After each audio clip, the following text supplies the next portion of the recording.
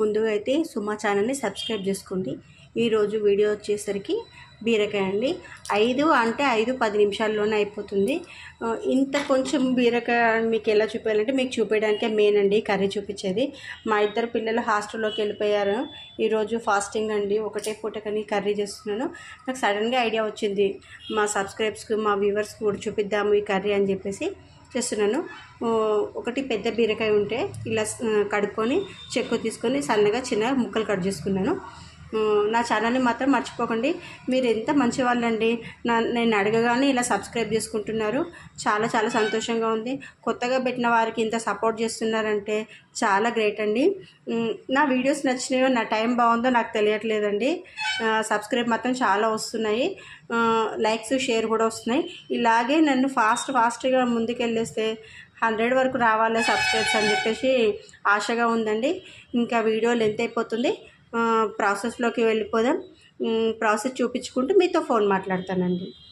నేను ఇంకా కుక్కర్లో వేస్తున్నానండి. ఈ 10 ముక్కలకి ప్యాన్లో వేయడము అది టైం వేస్ట్ కదండి. కుక్కర్లో పెట్టేసి విజిల్ పెట్టేస్తే అంతే అండి. మీతో మాట్లాడినంతసేపట్లో బీరకాయ కర్రీ రెడీ అయిపోతుంది. ఫస్ట్ ఆయిల్ వేసాము, ఆయిల్ వేడెక్కింది. దీంట్లో రెగ్యులర్గా ఆవాలు జీలకర్ర వేసుకుంటాం కదండి, అవి వేసుకుందామండి.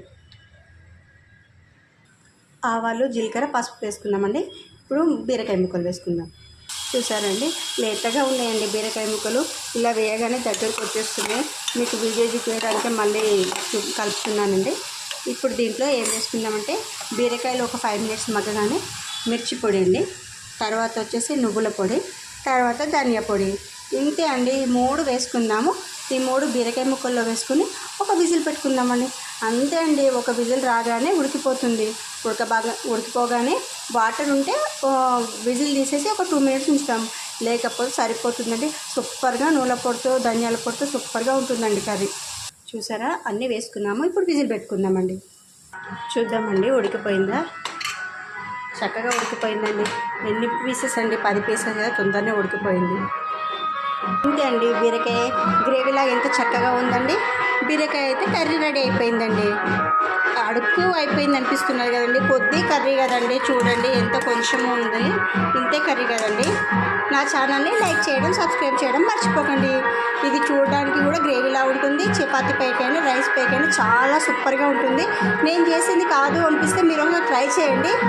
నచ్చింది నేనే ఫీల్ కానండి. బాగాలేకపోతే బాగాలేదని కామెంట్ చేసినా నేను ఓకే అడ్జస్ట్ అయిపోతానండి. మీకు చూపించడానికి ఈ వీడియో మాత్రం చేశాను.